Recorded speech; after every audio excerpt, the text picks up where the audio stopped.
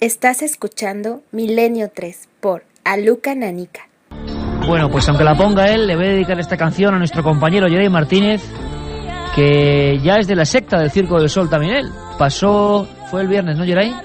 Pasó por los dominios de este grupo de artistas y ya se ha convertido pues siempre ha sido uno de los nuestros, Yeray, pero era más.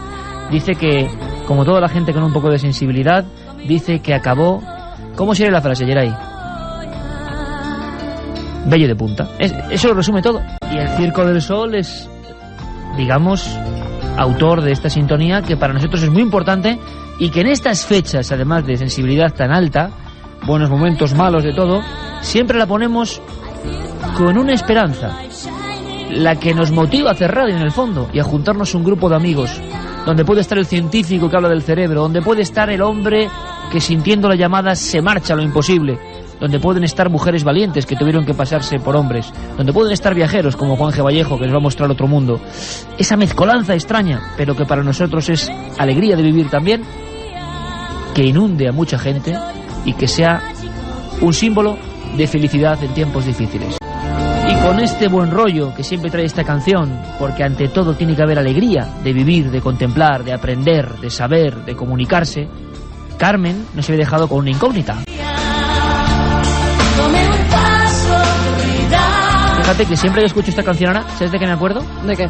Del equipo rodando por las carreteras no muy transitadas de Castilla, hace no mucho tiempo, volviendo de Castellón y jugando ya las cartas los cuatro, tío. Me acuerdo siempre. ¿Sabes de qué me acuerdo? De la avioneta de Chile. Bueno, pues un recuerdo... Que me la puse porque dije, va a ser mi último viaje. Acabémoslo con alegría. Bueno, nos dejabas con esa incógnita, Carmen. Pues sí, recibimos un mail de Mabel de Málaga que nos decía: buenas noches, amigos de Milenio, estudio Ingeniería de Telecomunicación en la Universidad de Málaga y unos profesores han hecho varios proyectos de este estilo en los que nos han tomado los estudiantes como cobayas, entre comillas, nos ponía. En el buen sentido. Desde pruebas de simulación virtual hasta controlar coches teledirigidos con la mente. En nuestro país, ¿eh? La ciencia y la ingeniería avanzan, aunque desde fuera todo parezca arte de magia. Es que simplemente las cosas no se conocen hasta que se pueden sacar resultados concluyentes. Hay tantas cosas en estudio, ojalá que a los seres humanos no se nos quiten las ganas de seguir aprendiendo e investigando. Claro, nos dice también que su voto para Drácula. Muy bien, pero para mí algo más mágico de que el pensamiento aparezca en una pantalla, científico y mágico.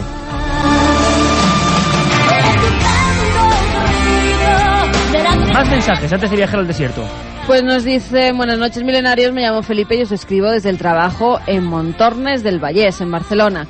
Si realmente esto es verdad, en un futuro nos tendrán totalmente controlados, entonces ya no pondremos ni criticar a los jefes. Bueno, porque les leerán el pensamiento. Eso siempre se hace. Eso da igual, hombre. Juan nos cierto, dice...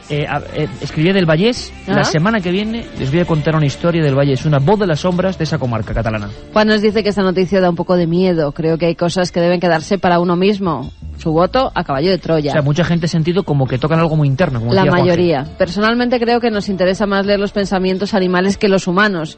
Mi libro El lenguaje secreto de los cuentos, nos decía Silvia desde Madrid. Feliz Navidad, milenarios, la vida es sueño. Dentro de nada me veo haciendo un CD recopilatorio de mis mejores sueños. También vota Gema desde Leganés por caballo de Troya.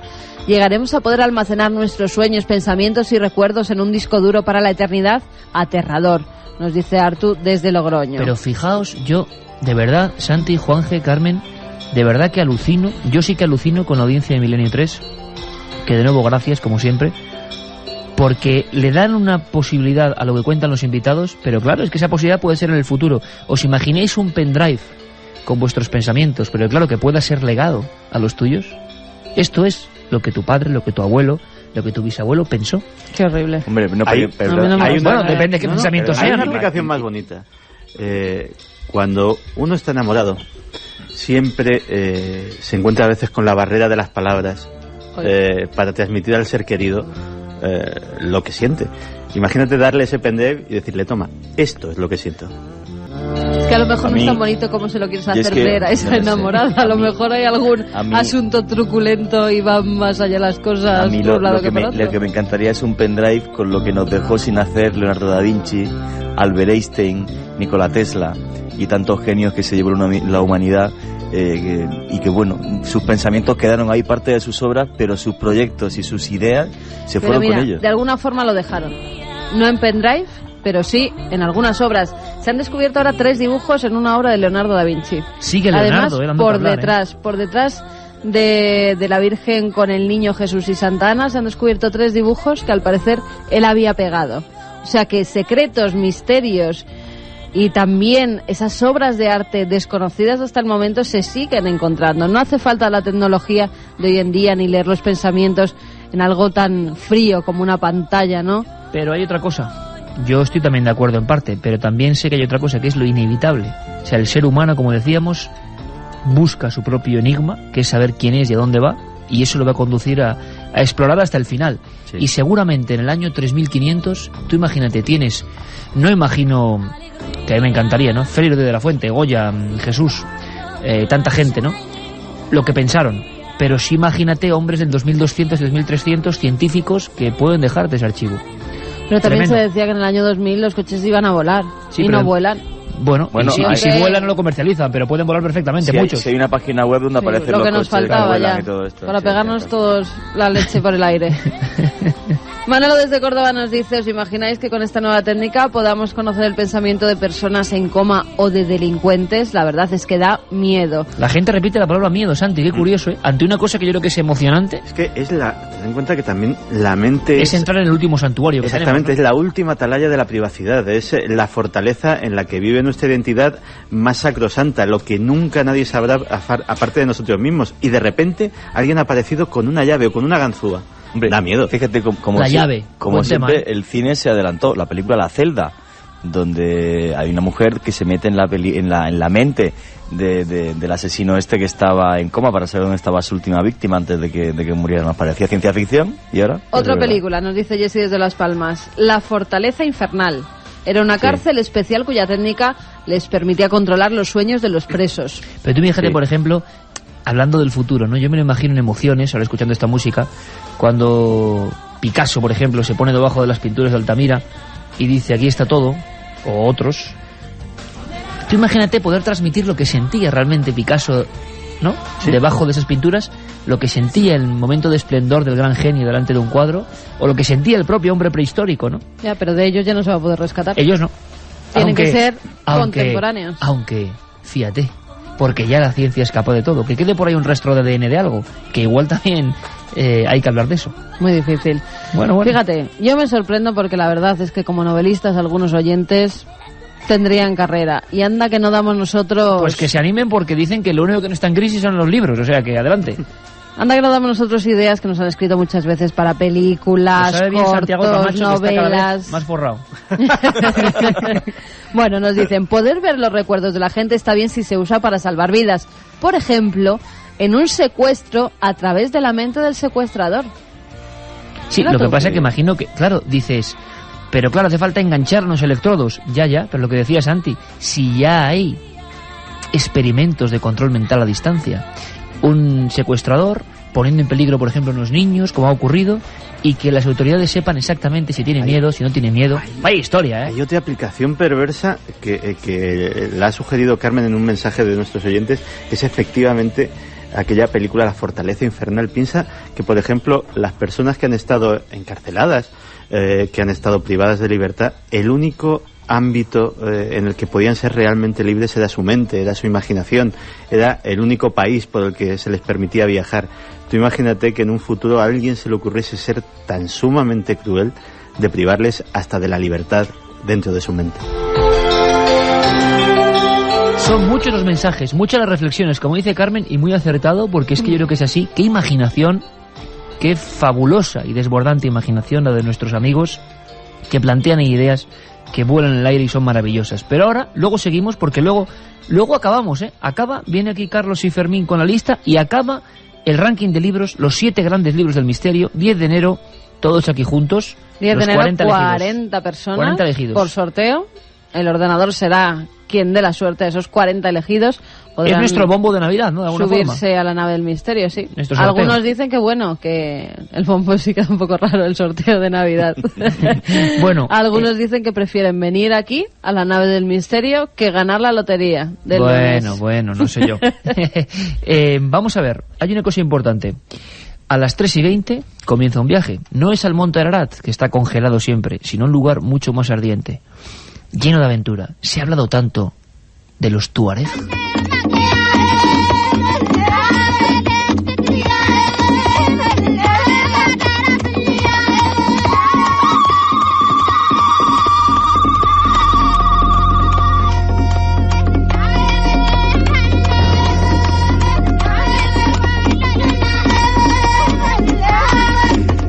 Lo que están escuchando ahora es los gritos de mujeres tuareg agitando sus lenguas al aire y llevando con esos gritos los viejos cánticos con los que sus maridos iban por el desierto sembrando el pánico.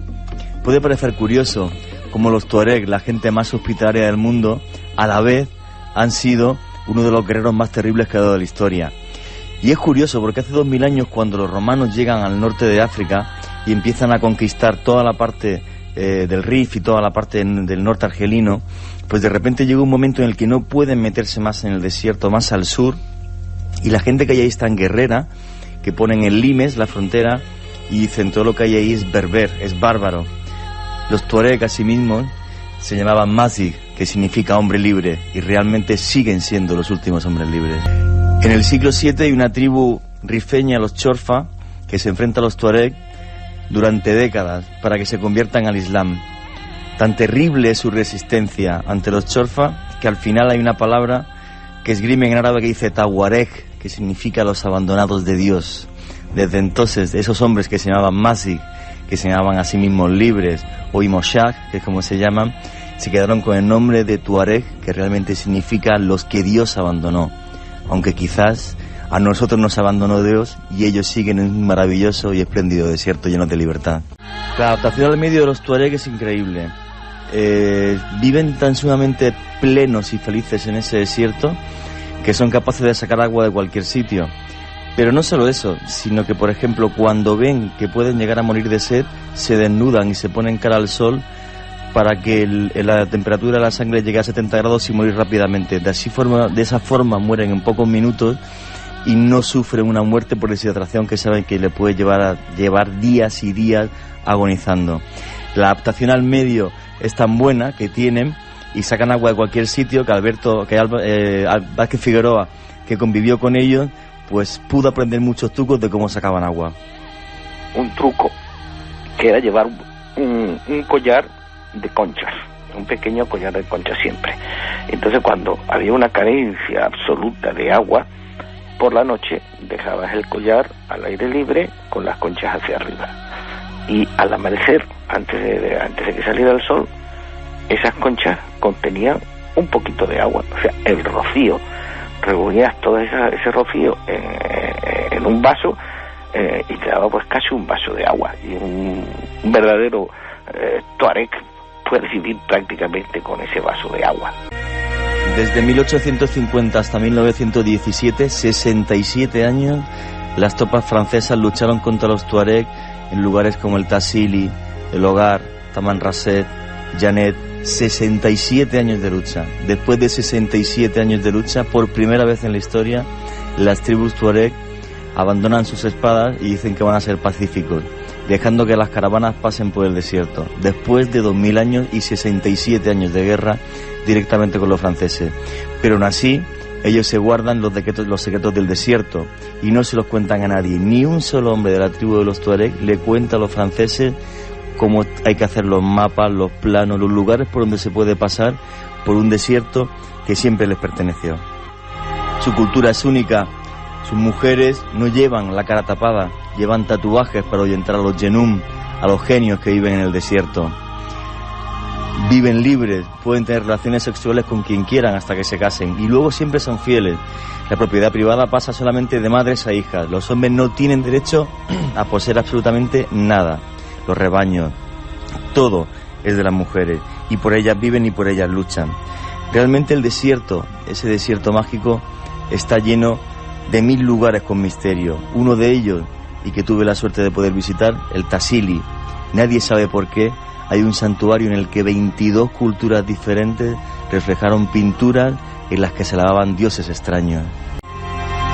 Pero por desgracia, esta cultura que ha sido reflejo de novela, películas, de leyenda, de 1000 sueños, pues también está tocando a su fin. Bueno, ellos siguen existiendo y muy aislados y muy en sus propias costumbres. En muchos sitios, en Mali hay muchos, en Libia hay muchos, en el corazón de Argelia hay muchos.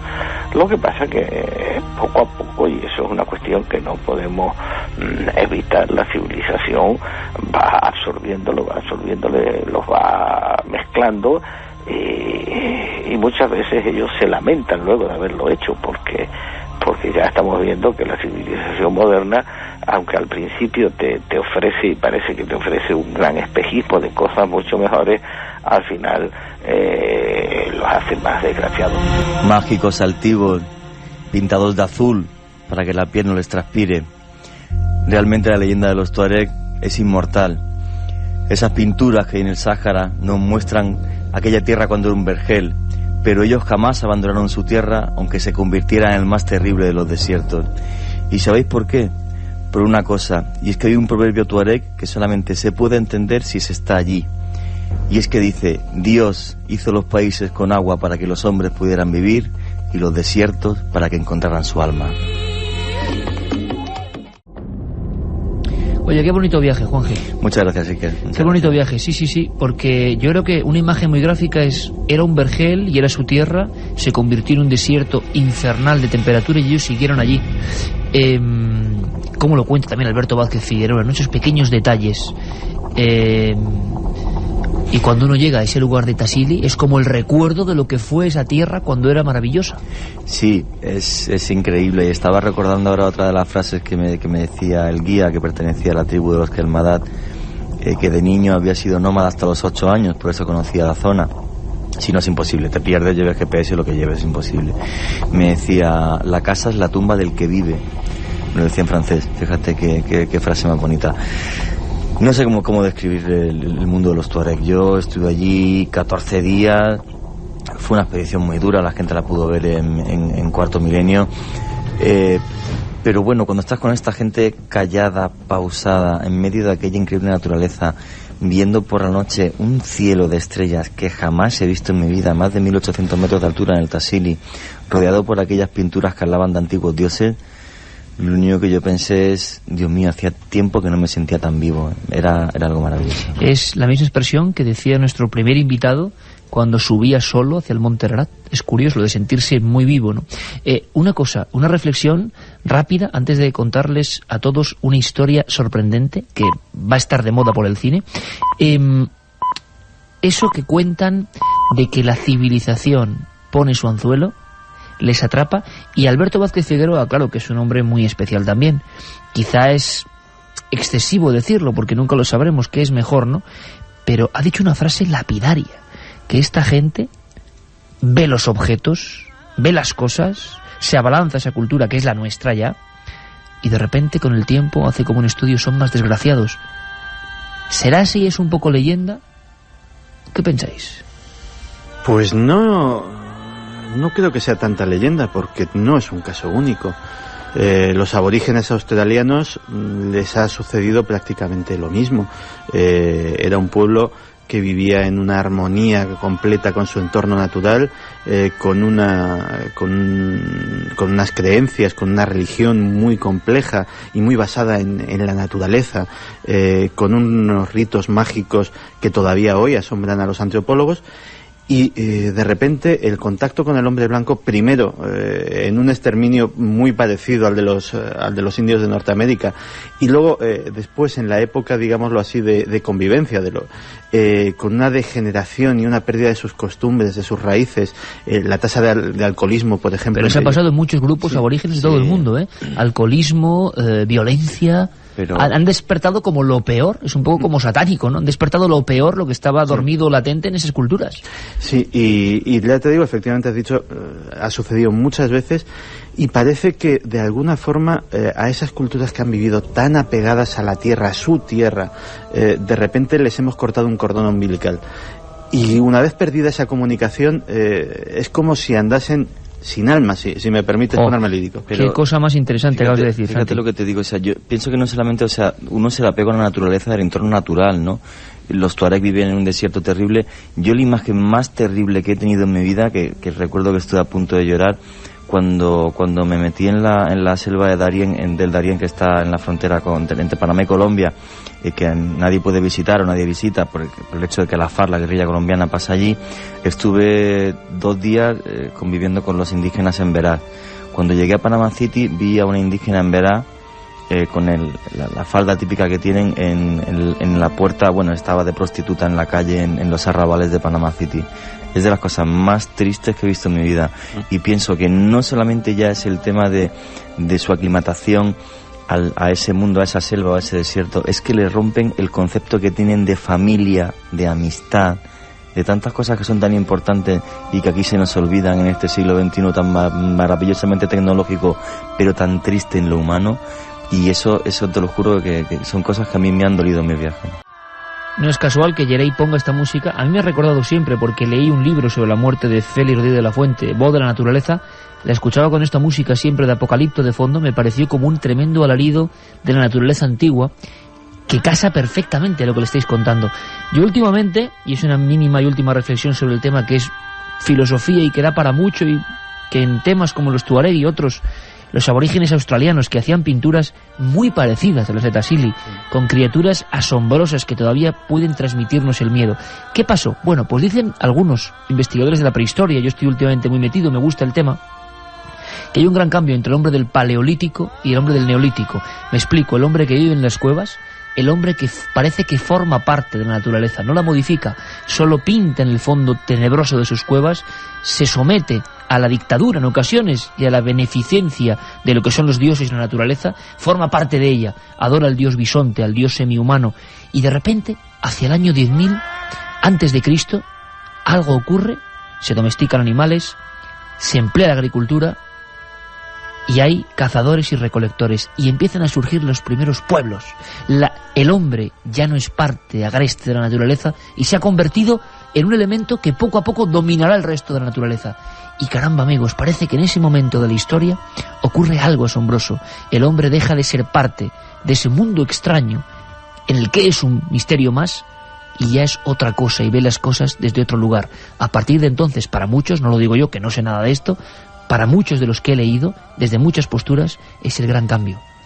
El hombre, como decía Santi, de repente su cordón de alma ha sido cortado, zanjado, ya es otra cosa, y esa otra cosa se traduce de inmediato en las primeras guerras. En fin, amigos, que nos ponemos profundos, y bueno, eso está bien, ¿no? Una historia nos permite ahondar en cosas que son maravillosas, y si entre todos podemos pensar un poco, eso es bonito. Vamos con otra historia, muy diferente, muy dramática, muy extraña, policial. Tiene que ver con un suceso, con un niño cambiado. ¿Fue un niño cambiado realmente? Bueno, ahora llega una película, se está promocionando el intercambio, y Carlos me proponía, siempre con muy buena vista, me dice, oye, aquí hay una historia real. ¿Ah? ¿Hay una historia real, de verdad? Sí. ¿Quieres que la cuente? Vamos a ello. Iniciamos la sesión. Me llamo Christine Collins. El 10 de marzo, mi hijo Walter Collins, de 9 años, desapareció. Tras 5 meses de investigación, trajeron a un niño a Los Ángeles desde DeKalb, Illinois. La policía de Los Ángeles me dijo a mí y a todos ustedes que ese chico era mi hijo. Pero no era mi hijo.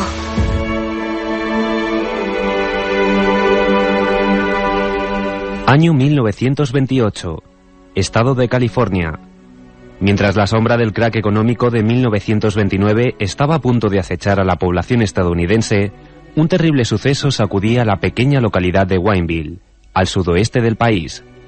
Un acontecimiento que terminaría por ser conocido como los crímenes del gallinero de Wineville. 10 de marzo. Walter Collins, un niño de 10 años de edad, desaparece de su casa en extrañas circunstancias. Su madre Christine, desesperada, decide denunciar el caso ante la policía de Los Ángeles y esperar a que su hijo pueda regresar lo más rápido posible al hogar familiar. Las noticias sobre Walter eran cada vez más escasas. Nadie parecía saber lo que podía haber ocurrido con el muchacho. Hasta que una buena tarde, Christine recibió una importante llamada. La policía había encontrado a su pequeño. Ese no es mi hijo. ¿Qué? ¿Qué está diciendo? Que no es mi hijo. Oiga, seguro que se confunde. No me confundo. Bueno, ha pasado 5 meses terribles. Ha perdido peso, ha cambiado. Reconocería a mi propio hijo. Lo que ocurre es que usted está impresionada y él ha cambiado. Arthur Hutchins, así se llamaba el joven impostor con el que los oficiales de Los Ángeles intentaron engañar a la madre de Walter. Una mentira que Christine había negado desde el principio y que le costó su encierro en un hospital psiquiátrico de la región. ¿Por qué hace esto, señora Collins? ¡Han dejado de buscar a mi hijo! ¿Por qué íbamos Y a esa seguir es su buscando a alguien a responsabilidad. quien ya hemos encontrado? El alcalde quiere que esto acabe. ¿Pueden hacerlo? Deben ingresar a la presa en el pabellón de psicopatía del Hospital General del Condado. Al firmar esto certifica que la policía ha acertado enviándola aquí y les absuelve de toda responsabilidad. No lo firmaré. ¡Enfermero! ¿Qué diablos han hecho con Christine Collins? Nunca más se volvió a saber del pequeño Walter. Durante toda su vida, Christine intentó dar con el paradero de su hijo, pero no lo logró. La policía había conseguido capturar al culpable de la desaparición del muchacho, pero no con la averiguación de lo que había podido suceder con él. Los restos óseos de otros jóvenes que también habían sido secuestrados por el criminal detenido aparecieron en un rancho de gallinas que poseía en la localidad de Wineville. Sin embargo, la confirmación de la muerte de Walter nunca llegaría. He convertido en la misión de mi vida sacar a la luz todo cuanto la policía de Los Ángeles desearía que ninguno de nosotros supiera. El departamento de policía no tolera las discrepancias. Usted está en situación de ponerles en evidencia y eso no les gusta. Yo solo quiero a mi hijo. Heroísmo y coraje, dos valores que sin duda alguna definen a la perfección la historia de Christine Collins, una valiente mujer a la que tanto Clint Eastwood como Angelina Jolie en la película El Intercambio parecen no haber olvidado. Es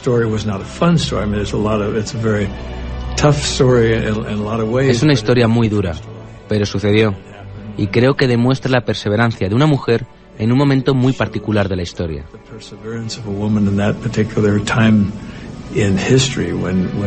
Cuando las mujeres no tenían muchos derechos ni tenían la seguridad de poder manifestarse y defenderse a sí mismas.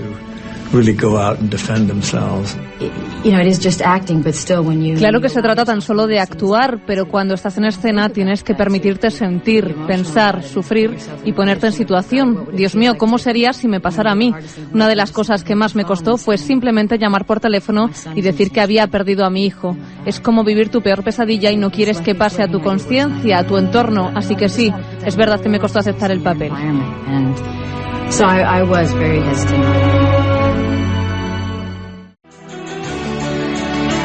Y después de esta historia tan triste, al menos unos segundos de música iniciada e iniciática. El gran Gianni.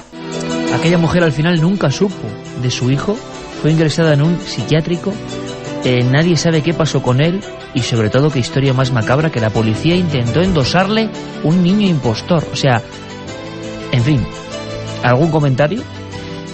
Nunca mejor dicho eso. Bueno, Clint Eastwood es un hombre que se fija mucho en las historias reales. Nunca mejor dicho eso de que la historia real supera cualquier barbarie imaginada, ¿no? Hay que imaginarse, valga la redundancia, el sufrimiento de esa madre. La historia de El Intercambio. Y por cierto, no sé si utilizaba intercambiadores de cualquier tipo de fluidos, sustancias y energías, pero se ha hablado mucho de Tesla y algo pasaba en Madrid. Santi, yo quiero saber, de Tesla hemos hablado en ocasiones, un científico un tanto extraño, estrambótico, inventor de un sinfín de cosas, se habló de un rayo de la muerte, de ser el padre de muchos de los inventos que otros se llevaron la gloria en vez de él, en fin, un tipo extraño y extraordinario. ¿Pero qué pasaba en Madrid respecto a Tesla? Pues en Madrid tenemos una magnífica exposición que se llama Nikola Tesla, el hombre que iluminó al mundo. La tenemos en la Universidad Politécnica de Madrid y ha sido hecha con colaboración de la embajada croata en España, y allí pues podemos ver una serie de audiovisuales en los cuales se nos va a exponer sobre todo una cosa muy importante, que es la importancia de Nikola Tesla. Yo creo que no somos... Pero ha sido un poco marginado, ¿no? Olvidado. Para que veas si es importante y no lo sabemos, es en parte nuestro abuelo de todos los que hacemos radio, por ejemplo, porque el invento de la radio se le atribuye a Marconi. Y realmente Tesla durante muchos años, de hecho hubo un litigio legal tan importante porque él afirmaba, Tesla era un hombre que no tenía en cuenta los honores, que se olvidaba de patentar sus propios inventos, y de repente llegaba alguien y reunía los descubrimientos de Tesla y patentaba sus propios inventos. Cuando Marconi patenta la radio, una de las cosas que saltan a la luz es que para hacer su aparato de radio ha utilizado 17 patentes de Tesla. Es decir, ha juntado diferentes piezas de un rompecabezas. Ha hecho como el Lego, ¿no? O sea, ha cogido de aquí. Efectivamente. Entonces, la enemistad llega a tal punto que, por ejemplo, en 1912 a Nikola Tesla le dan el premio Nobel, y Nikola Tesla dice que no va a recogerlo, ni lo quiere, hasta que no le quiten a Marconi el suyo. Qué grande Tesla, ¿no? Y de hecho Tesla se quedó sin su premio Nobel, un premio Nobel merecidísimo. La personalidad de Nikola Tesla... Es el hombre, por si enganchéis ahora, o que comentaba Santi, que ya experimentaba con la imagen y la transmisión de pensamiento en el año 20. Y es un hombre curioso y una personalidad fascinante. Nos hablaba de él en esa exposición donde podrán ver una cosa que es absolutamente impresionante, que son dos de las máquinas de Tesla.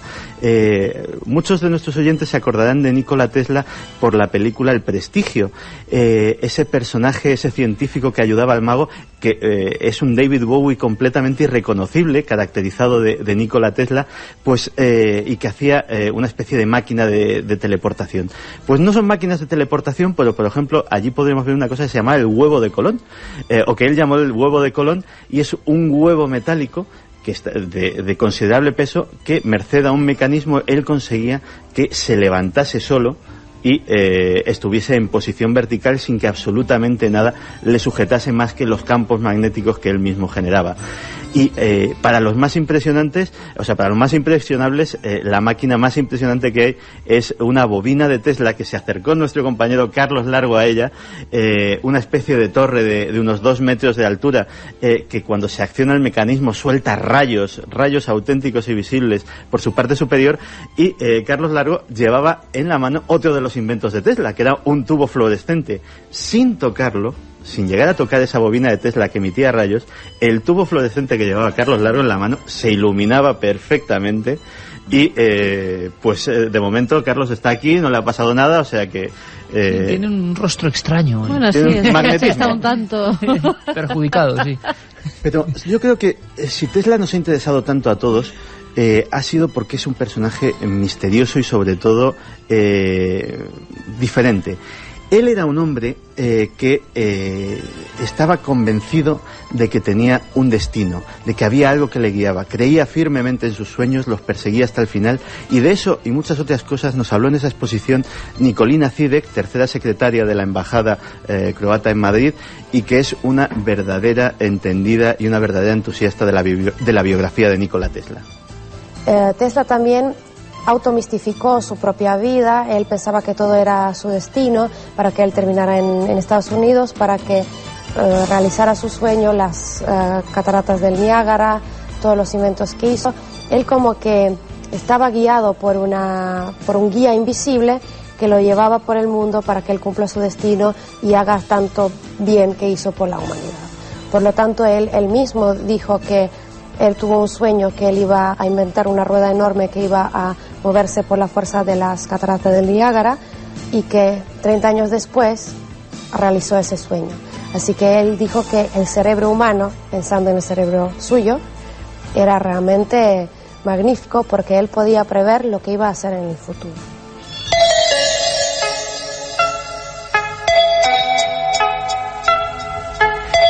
Tesla, por ejemplo, nunca se casó. Estaba completamente consagrado a la ciencia y decía que una mujer, que un amor le podía suponer una distracción que él y la humanidad no podían permitirse.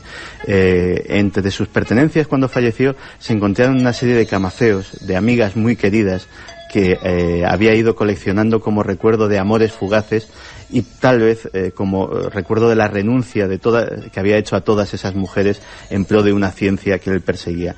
Nos hablaba Nicolina Zidek de que él había viajado a las cataratas del Niágara. Siendo joven, había visto un grabado en su pueblo de las cataratas y dijo: ¡qué potencial más tremendo! ¡Cuánta energía desaprovechada! Yo iré ahí y utilizaré esa energía. 30 años después, Nikola Tesla, empleado en los laboratorios de Edison, va a las cataratas del Niágara y crea la primera central eléctrica. Una central eléctrica que aprovechaba esa potencia para generar electricidad para todo un pueblo. Esa central eléctrica todavía funciona. El gran invento de Nikola Tesla, y del que todos nos tenemos que acordar, es cada vez que enchufemos algo, a un enchufe cualquiera, cada vez que prendamos el botón de la luz, cada vez que conectemos cualquier aparato, porque la corriente alterna, la que recibimos y la que nos ilumina, la que hace funcionar nuestros aparatos, es el gran invento de Tesla. Un invento que le enemistó con el que en principio había sido uno de sus protectores, el gran Thomas Alva Edison. Realmente lo que ocurrió entre Tesla y Edison fue un choque entre dos grandes personalidades, entre dos genios. Tesla decía que él era descubridor, mientras que Edison era un mero inventor. Tesla decía también que Edison tenía un grupo de personas que trabajaban por él y que también él hacía varias pruebas, varios intentos hasta que llegaba a una conclusión, a un invento, mientras que Tesla concebía la idea en su cabeza, es como que primero la pensaba, después la construía en su cabeza, hacía pruebas, intentos y fallos en la misma cabeza y después cuando llegó al producto final recién lo ponía sobre el papel. En la misma cabeza, porque Nikola Tesla no hacía planos, no tomaba notas, no tenía una mísera pizarra para hacer cálculos. Todo crecía en su imaginación, todo crecía en su cabeza. Por eso es tan difícil saber las cosas que llegó a inventar. Tenía ambiciones muy fuertes. En 1900, en un momento en el que absolutamente nadie creía que la humanidad iba a llegar tan lejos, en un momento en el que el futuro todavía estaba por escribir, él dijo esto: en un futuro próximo veremos una gran cantidad de aplicaciones de la electricidad. Podremos dispersar la niebla mediante fuerza eléctrica. Centrales sin hilos se utilizarán con el propósito de iluminar los océanos. Se conseguirá la transmisión de imágenes, la transmisión de inteligencia, la transmisión de energía sin hilos. Otra valiosa novedad será una máquina de escribir operada mediante la voz humana. Tendremos eliminadores de humo, absorbedores de polvo, esterilizadores de agua, de aire, de alimentos, hasta de ropa. Se convertirá en imposible contraer enfermedades por gérmenes y la gente del campo irá a las ciudades para permanecer allí.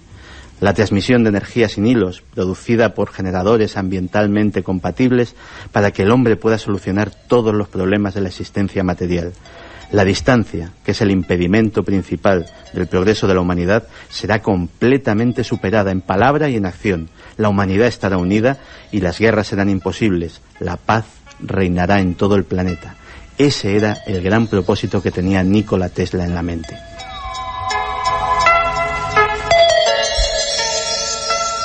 Pero hay algo más, y ese algo más es tal vez la razón por la que en los ambientes del misterio, de la ciencia de frontera, de la conspiración, se recuerda tanto a Nikola Tesla. Se le recuerda por el hombre de los inventos imposibles, el hombre que cuando falleció el FBI arrasó por completo su laboratorio, se llevó todas sus notas y ese material a día de hoy sigue sin ser desclasificado. Habló de armas imposibles, habló incluso de algo que ha pasado al imaginario popular y hasta a las novelas de ciencia ficción. Habló del rayo de la muerte. Lo de los rayos de muerte o rayos asesinos Todavía no sabemos en qué consta, porque él dijo que inventó unos rayos asesinos que podían derribar un avión. Entonces, cuando Tesla se murió, CIA confiscó esos documentos, esos archivos, para ver si podía usarlo o digamos, prevenir que se use, porque realmente estamos en plena Segunda Guerra Mundial. Entonces, hay cosas de las que todavía no sabemos qué es lo que Tesla inventó y qué es lo que se puede realizar. Hay algunas cosas que recién ahora pueden entrar en práctica de las cosas que inventó Tesla. Y también hay cosas que todavía no entraron en práctica, no se realizaron, porque son tan lejanas que todavía ni siquiera se pueden concebir cómo hacerlo y cómo aplicarlo. Y como Tesla murió, nunca vamos a saber, o vamos a saber en unos 50 o 100 años.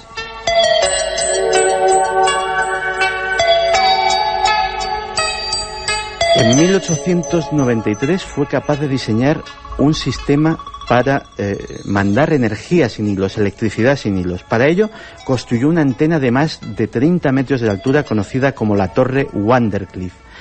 Desgraciadamente, en un momento en el que la economía de otro de sus protectores, Westinghouse, no iba bien, el proyecto se tuvo que anular.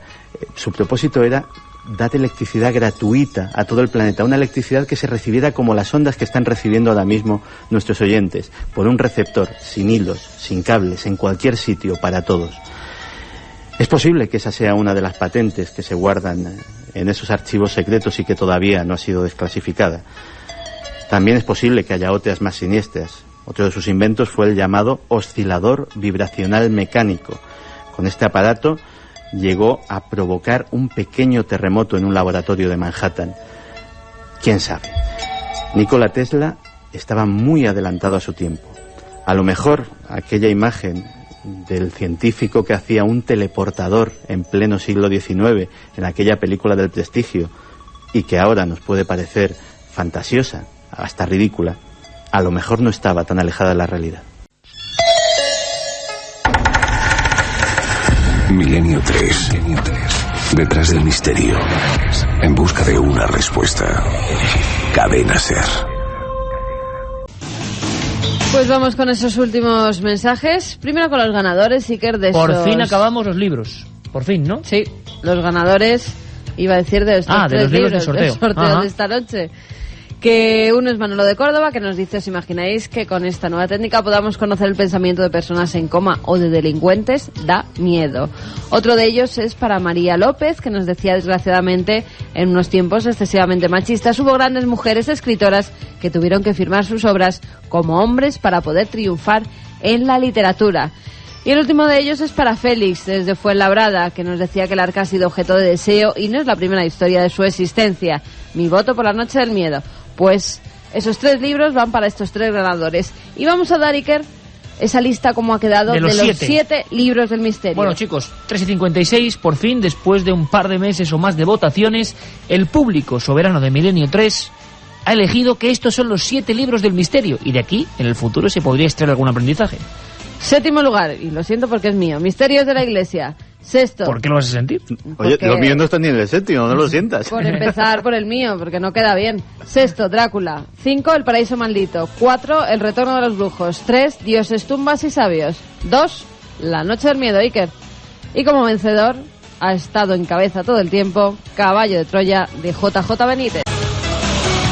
Así que estos son los resultados. Intuíamos la fuerza tremenda, la más cercana a nosotros de un libro fenómeno, en el sentido de fenómeno social, fue Caballo de Troya. Yo siempre me acuerdo que dice el librero y ahora editor, iba a decir Sebastián Vázquez, me decía que la gente en su librería en Madrid, Arcana, muy famosa, entraba la gente diciendo: pero como el que tiene síndrome de abstinencia, ha salido ya el Caballo de Troya, bueno, pues algo tiene y merecido homenaje. El libro del misterio, hay 7, pero el libro del misterio de nuestros amigos. El 10 de enero, próximo 10 de enero, estaremos aquí y la idea es que nos contéis cosas, que os contemos cosas, que preguntéis lo que queráis a gente del equipo. Puede ser una noche especial. El sábado que viene iremos dando los nombres, ¿verdad?, de esos ganadores, de esas personas que estarán aquí en la nave del misterio ese día 10. Vamos a hacer una fiesta para empezar el año, para celebrar tu cumpleaños. Venga. Porque la nave ha superado... Bueno, ya no será, porque será 11, ¿no?, realmente, a la 1 de la noche, pero bueno. Da igual. Porque la nave ha superado sus datos de expectativa de audiencias, porque nos seguís apoyando estando el sábado, por tantas cosas. Es verdad. Además, fíjate que coincide en un momento importante, lo dijimos, ese récord nuestro en la franja horaria y, por supuesto, las 8 temporadas de liderazgo absoluto, pero ya cuando uno ve los datos con detalles, espectacular. Así que muchísimas gracias, y así estaremos, y aquí estaremos todo el equipo a vuestra disposición y para pasar una noche distinta, para que veáis esto por dentro, aunque siempre decimos que la radio es para escucharla por fuera, pero bueno, es una fiesta. Santi, como siempre, mañana nos vemos en Cuarto Milenio, que hay mucha emoción. Gracias, como siempre. Gracias a ti. Juanje, mañana nos vemos con lobos, hombres y historias de ambos. Efectivamente, un abrazo, Iker. Gracias, Juanje. Gracias, Fermín, Carlos Largo, Jeremy Martínez, como no, que ha estado magistral con las músicas esta noche. Carmen, mañana Cuarto Milenio hacia las 12 menos 10, un poquito más tarde, pero de verdad que el tema es impresionante. Solo digo una cosa, ha habido un invitado animal en el plató, o va a verlo, que yo creo que va a salir todo bien. Impresionante, ¿no? Sí, la verdad que sí, tenemos ahí a un ser mítico. Bueno, sin nada se tuerce. Sin nada se tuerce. Sí, no se torcerá. Y aprovechando que estamos ya a un minuto menos de despedirnos, desear a todo el mundo feliz Nochebuena, feliz Navidad, que lo pasen con sus seres queridos y que nos tengan en cuenta, que estén conectados con la SER y que tengan mucho misterio en esas noches. Claro que sí. Feliz Navidad, amigos. Ha sido un placer estar... Bueno, seguimos en el año 2008 la próxima semana, pero de alguna forma una Navidad más en compañía de la nave del misterio. Es un placer, cómo no, en 7 días, aquí, con mucha más aventura, información, misterio y mente positiva.